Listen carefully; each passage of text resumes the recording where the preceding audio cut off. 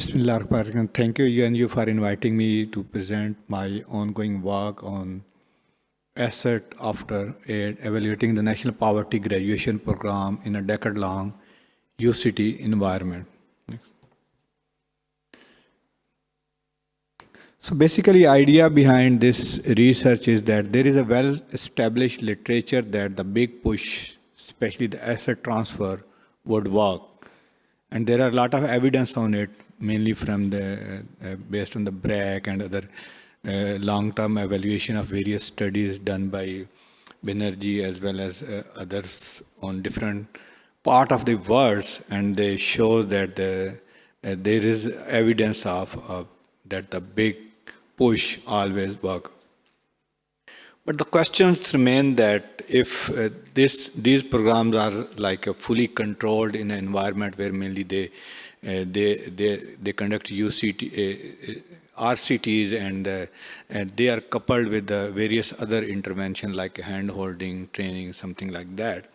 And one component of these programs is to provide them some kind of a consumption smoothing mechanism where they give them a cash.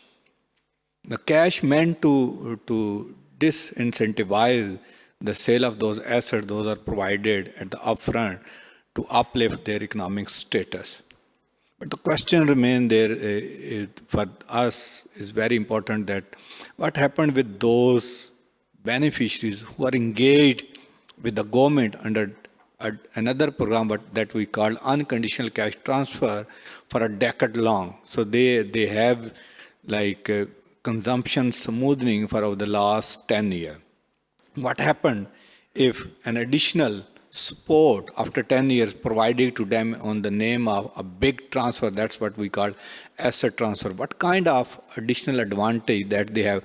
Either still they go for a early consumption of those assets, or now they have enough consumption and now they move toward more of a well-defined economic opportunities and try to uplift their economic status through developing different business activities. So this was the idea behind this entire study.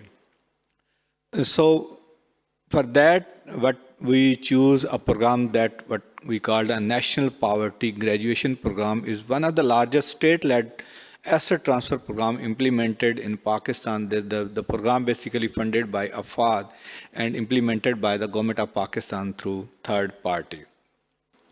The one of the selection criteria for this program was that the beneficiary should be a part of UCT over the last 10 years. So that's the basic criteria to qualify for this program. On average, the value of this asset transfer around 1,500 PP. And for evaluation purpose, what we did, we surveyed in a few districts with the household size of around 4,131, where 2,277 were a treatment household and 1,854 were the control group. The selection criteria is about the COSI experiment because the program was already done and the baseline was conducted by the NPGP before they roll out the intervention, and we were engaged after 1.5 years to evaluate the impact of this program. And when we start like defining our sample, there were two choices to us: either to have a similar control group in other villages and other areas, and the second option was to have a control group. Those are slightly above the cutoff line. After discussion with the different experts, we come up with the idea that we should select those control group within the same villages, so there is no like the location impact. So to avoid those kind of things, we selected those things. And then apart from the primary survey that we have conducted, there were 3 other data sets that we used to control various factors. One, as I said, that the program itself conducted a survey before the rollout of this program. That's what we use to control the baseline factor. Another important survey or the census that was available at that time before the program was the MOSA census. The MOSA census basically give you a complete information of all kind of public infrastructure available within that villages. Because one of the idea behind these asset transfer program success is that they depends on the linkages and the other supporting infrastructure in terms of making or ensuring the effectiveness of these programs. To control those factors like if the road infrastructure is there, if the electricity is there, if the streets are well defined, if the financial institutions are there, if the educational institutions are there. So we use this MOSA census. As an identification strategy, as I said, it's a quasi-experimental approach, and we use this parametric RDD approach to quantify the impact of this intervention.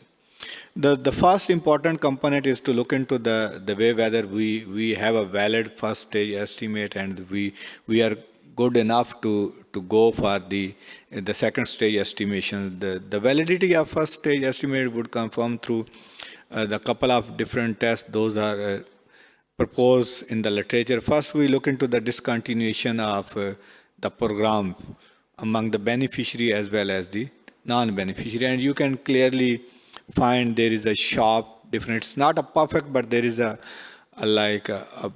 significant difference in terms of the existence of discontinuity. Then the other is the normal distribution of the PSE score, the welfare score that's used to define the cutoff or the eligibility.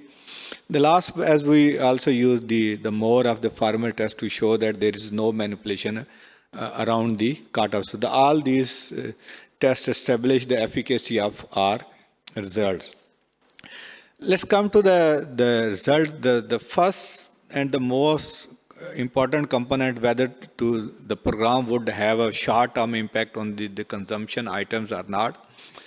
The results are very interesting in terms of looking the overall welfare that's used to quantify the as identification criteria. There is a significant impact, but it's not very large in terms of improving the overall score.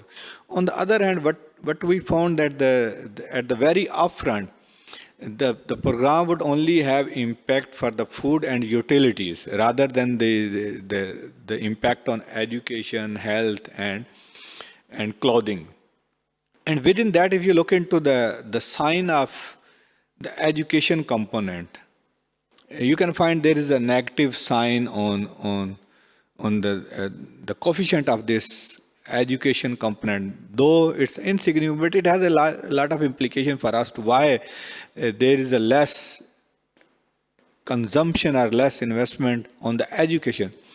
Probably one of the argument that we try to validate with the cross questioning that the engagement of additional resources to look after the assets, that means they incline the household to pull out their children from schools to be engaged with in the labor market, because now they need additional human resources to accommodate or to look after the assets. So probably that would be the one of explanation that we have in terms of reducing these impacts. In the next phase of this analysis, because this survey was conducted in 2023, now we already completed the end line of this study just a month ago, and we are preparing a long-term result of this study, how the result evolved over the period of time in the last 5 years.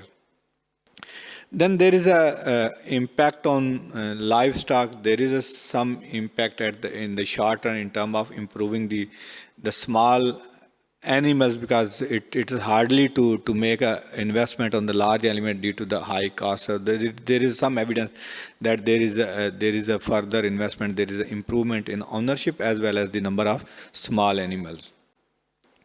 Then we also look into the way how this impact would cause in terms of the durable assets. We found there are some kind of improvement in overall assets that gives an idea about that maybe the consumption needs are already met with the UCT, and now they are more of looking into the way that how they can contribute to the more of assets. There is like no short-term impact in the financial decisions, but the interesting part is that there is no further increase in the borrowing. So it means there is some kind of resilience, and there is some decision to save more, despite they are not saving more, but they are inclined to save more. Similarly, the interesting part is in this slide that it gives you the three different kind of results. One is the self-satisfaction. There is a significant improvement with these asset transfer program, and then the trust within the community is also increased. But on the other side, there is a negative impact on political engagement. Here we can say that if there is if you move up the economic ladder, probably you are less incentivized to be engaged more of the political gathering, political engagement, rather than to focus more on the economic part of your household. So we are just looking in the next round how these dimensions evolve over the period of time.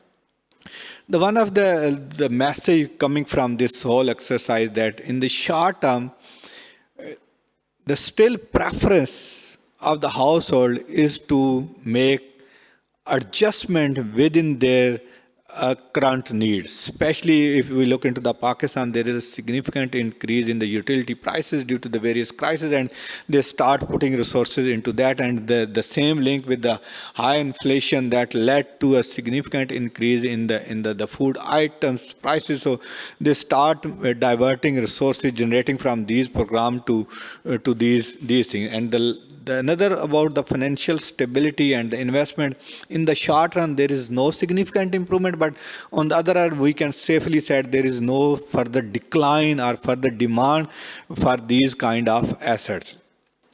As a policy implication, what we feel that that this kind of program should be considered as overall part of the economic opportunities, because then they probably have a better engagement with the labor market, better engagement with other economic activities to be a more productive. Otherwise, if we end up with the program after 4 years, 5 years, or 10 years, probably we will be end up with the same kind of situation, and there will be no real graduation. Though there are some evidence that there is graduation, but still there is a lot of need to be done in terms of making sure that if these people are graduated, they must sustain after 5 years, after 10 years. Thank you so much.